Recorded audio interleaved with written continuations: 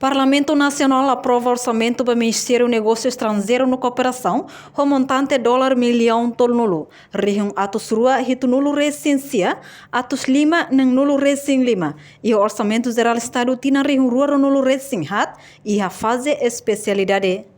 Portanto, o total orçamento para menekne se aloca para programa rua, maka programa política externa Timor-Leste, ne o montante milhão nulo recing hat, rihung atus rua hitu nulo recing hat, atus sia lima nulo recing lima, enquanto para programa funcionamento desenvolvimento institucional, ia milhão nem, rihung hat atus nem sanulo.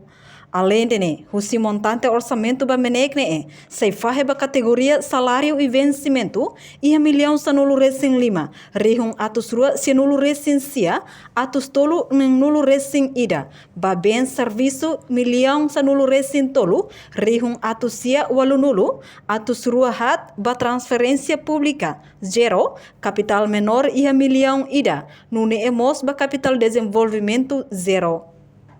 Proposta ne passa e a fase especialidade e a discussão orçamento geral Estado rihung rua nulo recing hat e a Parlamento Nacional com votos a favor hat nulo recing lima contra rua no abstenção sa nulo recing walu. Reportagem Melda Fátima, Televisão Timor Post. Janela informação ba Emma Hotu.